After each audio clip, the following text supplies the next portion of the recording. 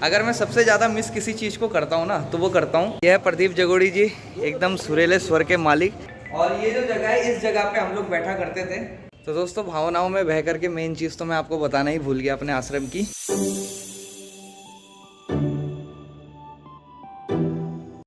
नमस्कार दोस्तों, हर हर महादेव, जय श्री राम। स्वागत है आप सभी का मेरे एक नए ब्लॉग में।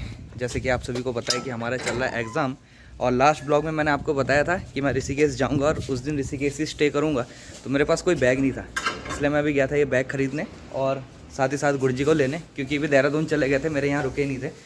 और अभी पहले मैं पैकिंग कर लेता हूँ शाम की, क्योंकि जो कल मेरे पास वहाँ एक पार्ट है, तो धोती कुर्ता भी मुझे रखना पड़ेगा, और जो प्रवेश पत्र वगैरह हो गए, पुस्तक हो गए, सारी चीज़ मुझे इसी बैग में रखनी पड़ेगी।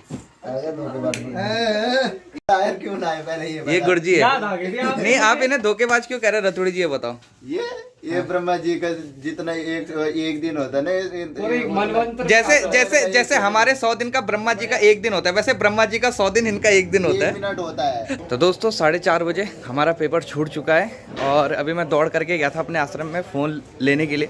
मैंने कहा आज थोड़ा सा आप लोगों को जो एग्ज़ाम हॉल के बाहर का दृश्य होता है वो भी दिखाऊंगा, और कुछ मेरे दोस्त भी है जिनसे मैं आपको आज मिलाने वाला हूँ अपने ब्लॉग में। तो ये रहा हमारा स्कूल, और ये हमारे मित्रगण। यह है प्रदीप जगोड़ी जी, एकदम सुरीले स्वर के मालिक, और बहुत अच्छा कंठ है। कभी हमें समय मिलेगा तो हम जगोड़ी जी को अपने साथ बैठा करके आप लोगों को इनकी मधुर वाणी सुनाएंगे। और ये है भागवताचार्य संजय कृष्ण पैनुली जी, और वो है हमारे गुरु जी। किसी से बात कर रहे हैं, ये तब तक कॉपी नहीं छोड़ते जब तक मैडम इनके हाथ से छीन ना ले। तो जगोड़ी जी, आप कुछ कहना चाहेंगे? कैसा लगता है इतने सालों अभी तक हमसे मिल गए? क्या आपने कभी सोचा था कि हमसे मिलोगे? क्यों नहीं मिलेंगे, आप भगवान थोड़ी हो। वैसे तो आप बड़े छिद्दर हो। यहाँ पे क्यों सर मारे इतना? क्योंकि छिद्दर वाला से ये दोस्तों, हमारा कॉलेज पंजाब सिंह क्षेत्र साधु महाविद्यालय, और अभी जो स्टूडेंट आ रहे दे पेपर देके। पंजाब सिंह क्षेत्र साधु महाविद्यालय के नाम से ऋषिकेश में परिचालित है जी।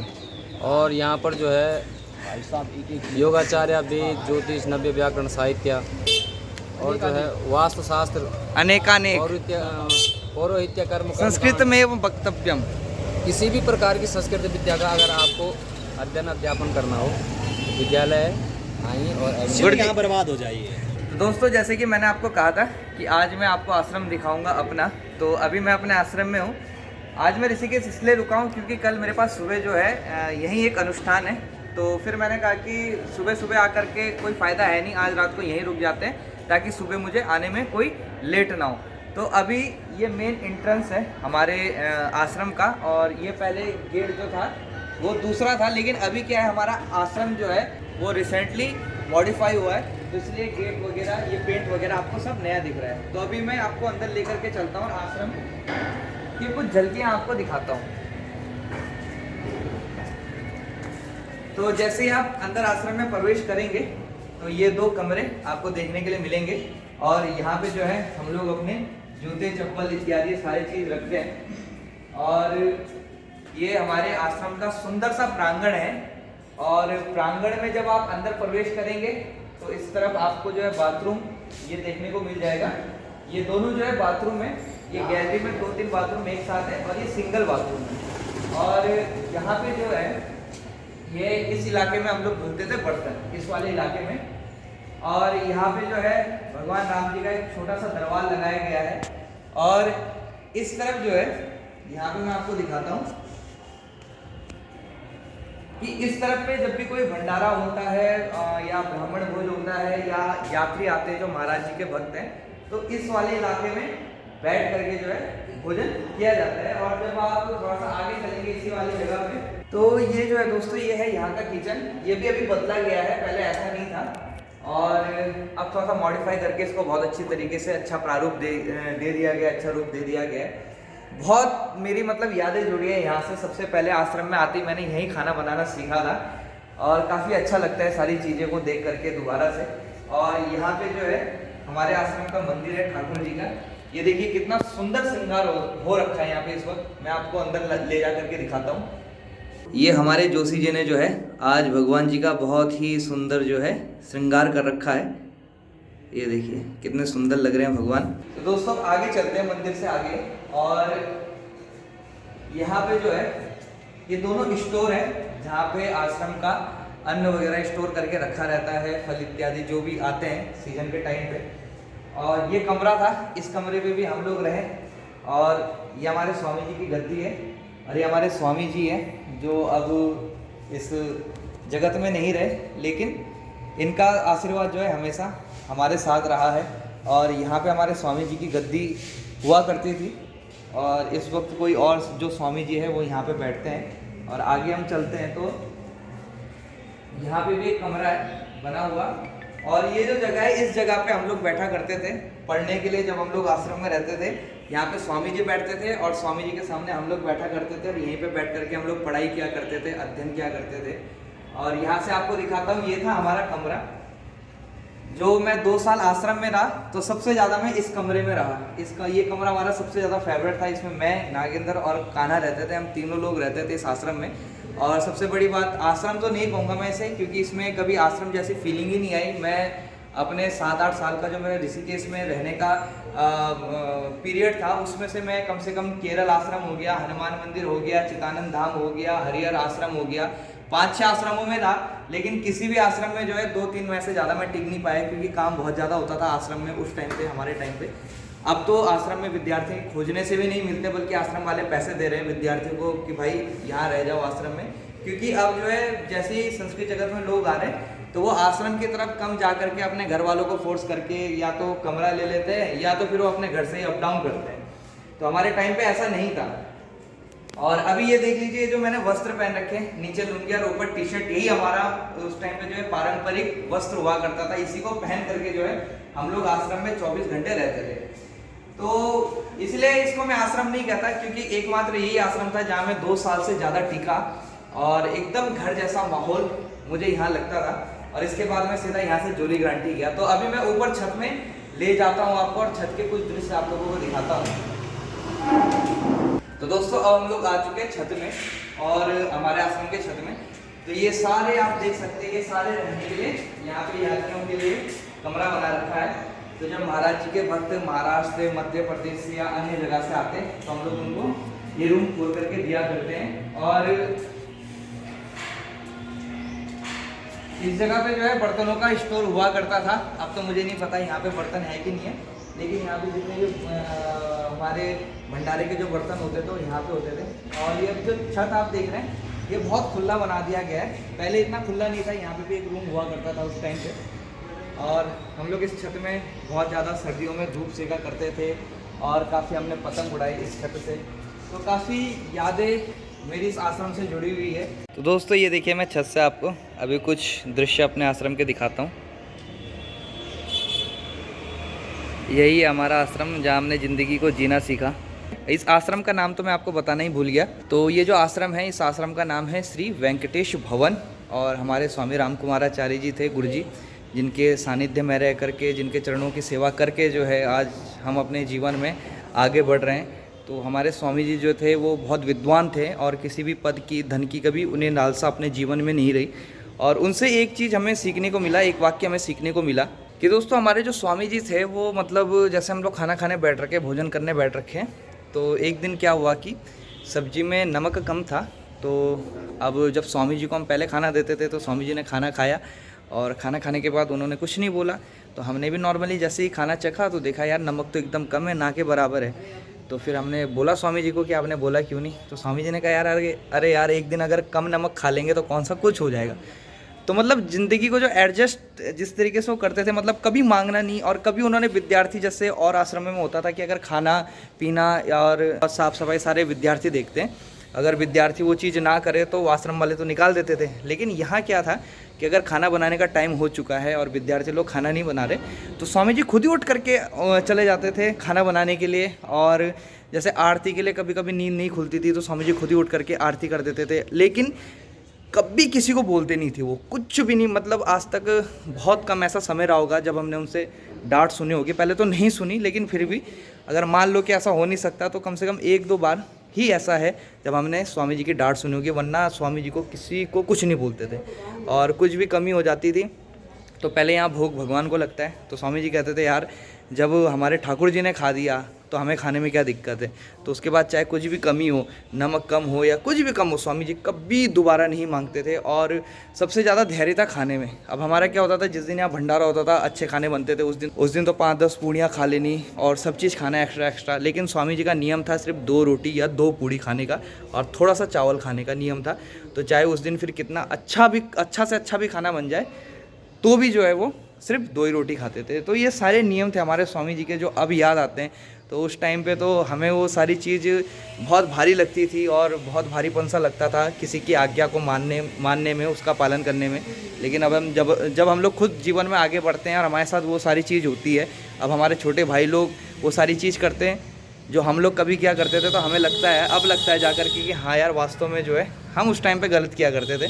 लेकिन चलो, स्वामी जी की और इस आश्रम की इतनी कृपा है हम लोगों के ऊपर कि जहाँ पे भी कोई दिक्कत समस्या होती है, स्वामी जी का नाम लेते हैं तो हमारा सारे कार्य ठीक हो जाता है। तो आज इसलिए मैं आश्रम में विचार था मेरा रुकने का, क्योंकि जो गंगा पुत्र हैं समय जोशी जी, उन्होंने भी मुझे कहा था कि भाई तुम ऐसा करना, तुम मेरे यहाँ आ जाना और रात को साथ रुकेंगे। और हमारे एक व्यास जी, अमन ममगे जी, उन्होंने भी कहा था कि भाई तुम यहाँ आ जाना, यहाँ रुक जाना। लेकिन मैंने कहा नहीं यार, आश्रम में रुकेंगे। तो दोस्तों, भावना में बह करके मेन चीज़ तो मैं आपको बताना ही भूल गया कि मैं 2013 के लास्ट में इस आश्रम में आया था और 2015 अक्टूबर तक मैं यहाँ रहा था। पूरे 2 साल रहा मैं इस आश्रम में। और उस टाइम पे क्या था कि शुरुआत में 2013 के शुरुआत में मैं कई आश्रमों में भटका, लेकिन मेरा कहीं मन नहीं लगा क्योंकि हर जगह काम बहुत था। और लास्ट में मैं यहाँ आया तो यहाँ मैं टिक गया, क्योंकि यहाँ मेरे दोस्त पहले से ही रहते थे और इस आश्रम में मेरा बचपन से आना जाना था।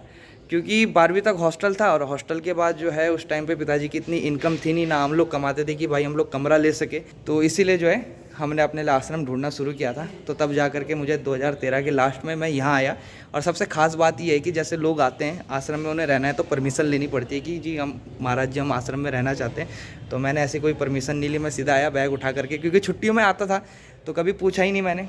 और जब गया तो सिर्फ तब बताया मैंने कि स्वामी जी अब मेरा जो है किसी मंदिर में व्यवस्था हो चुकी है तो मैं जा रहा हूँ। तो उन्होंने कहा चलो ठीक है, अच्छी बात है भाई। तो अभी मैं वर्तमान में जो हमारे यहाँ विद्यार्थी रहते हैं आश्रम में, उनसे आप लोगों का परिचय करवाता हूँ। एक विद्यार्थी तो मेरे छोटे भाई हैं, अमन, जो अभी यहाँ है नहीं, क्योंकि मैं यहाँ आया हूँ तो वो मंदिर, जो मेरा मंदिर है, उसे देखने के लिए जा रखे हैं। और दूसरे विद्यार्थी हमारे ये हैं समय जोशी कह रहा हूँ, सॉरी, इनका नाम है संजय जोशी जी और ये योगाचार्य हैं। और अभी आपकी पढ़ाई पूरी हो चुकी है जी? अच्छा, पूरी हो चुकी है योगा से। तो अभी वर्तमान में क्या कर रहे हैं आप? वर्तमान में हम स्वाध्याय कर रहे हैं। अच्छा, स्वाध्याय कर रहे हैं। तो अभी फिर फ्यूचर प्लान क्या है आपका? फ्यूचर प्लान ये है कि योगा में ही हम आगे इन्वेस्ट करना चाहते हैं। इसी को अपना कैरियर बनाना चाहते हो? बिल्कुल, योगा के क्षेत्र को ही। तो ये हमारे योगाचार्य जी हैं और इनको तो आपने देखा ही हमारे ब्लॉग में। इनका नाम है कन्हैया पंत जी। ये भी हमारे समकालीन यहाँ रहा करते थे, आजकल पेपर देने के लिए आ रखे हैं और ये आजकल पौड़ी में है। और इनका काम भी पूजा पाठ का ही है। और जो चौथे छात्र हैं यहाँ के, नागेंद्र पोखरियाल जी, उनको तो आपने मेरे ऋषिकेश फर्स्ट पार्ट वाले ब्लॉग में देखा होगा। अगर नहीं देखा होगा तो जाकर के देख लेना, लिंक मैं डिस्क्रिप्शन में दे दूंगा। और कई सारे ब्लॉग में आपने उनको देखा। अभी लास्ट के 2 या 3 नंबर वाले ब्लॉग में भी वो हमारे साथ थे। तो ये तो आश्रम के हमारे विद्यार्थी लोग हैं। तो ये है दोस्तों हमारे स्वामी जी, स्वामी राम कुमाराचार्य जी, और ये हैं स्वामी रामदयालाचार्य जी। ये बड़े स्वामी जी थे और इनके बाद इस आश्रम के महंत हमारे ये स्वामी जी बने। और इनको तो हमने नहीं देखा था, बड़े स्वामी जी को। हमारी सारी पढ़ाई लिखाई जो है स्वामी राम कुमाराचार्य जी के अंडर में हुई, हमारे स्वामी जी के अंडर में हुई। और ये हमारे जो स्वामी जी हैं उनके भी जो गुरु लोग हैं वो है राघवाचार्य जी हो गए और ये बाल मुकुंदाचार्य जी हो गए। और ये हमारे आश्रम का या हमारे जो संप्रदाय है, वैष्णव संप्रदाय, उसका लोगो है।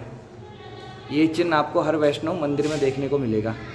अगर मैं सबसे ज़्यादा मिस किसी चीज़ को करता हूँ ना, तो वो करता हूँ इस जगह को, क्योंकि यहाँ पे हम लोग बैठ करके पढ़ा करते थे और यहाँ पे स्वामी जी बैठा करते थे। तो हमें आज भी याद है कि कई बार स्वामी जी हमसे पूछ लिया करते थे, अरे भैया क्या पढ़ रहे हो, क्या कर रहे हो। और जब स्वामी जी के लिए अखबार आता था तो मैं यहाँ पे बैठा रहता था जहाँ मैं आपको दिखाया, और स्वामी जी वहाँ से पूछते थे कि भाई इस वाले पेज वाली खबर पढ़ना, वो जो गैस वाला खबर था वो क्या था उसको पढ़ो। तो मैं यहाँ से बैठ करके, वहाँ पे बैठ करके जो है स्वामी जी को खबरें सुनाया करता था। बहुत मिस करता हूँ यार। उस टाइम तो लगता था यार कि कहाँ फंस गए, लेकिन जब आगे हम लोग बढ़ते हैं अपने जीवन में और वापस उस जगह पे आते हैं तो तब कहते हैं यार कि तब मतलब ऐसा हो जाता है भावनात्मक कि क्या बोलूँ बस मैं बोल नहीं सकता, अभी मेरे पास शब्द नहीं है कुछ बोलने के लिए।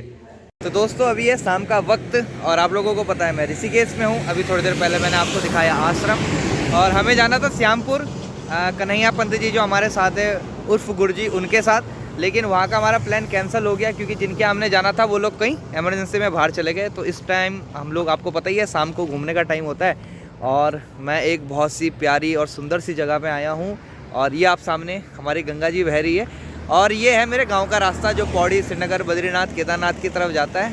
और यहाँ से जो है ऋषिकेश अब शुरू होता है थोड़ा सा, यहाँ से थोड़ा सा आगे जा कर के तपोवन है, मतलब तपोवन से, वैसे तो ये भी ऋषिकेश है लेकिन जो मेन ऋषिकेश है वो तपोवन से शुरू होता है, फिर उससे 3-4 किलोमीटर आगे जा कर के उसके बाद जो ऋषिकेश का मेन मार्केट है वो है। तो अभी यहाँ से लक्ष्मण झूला दिख रहा है, मैं आपको दिखाता हूँ।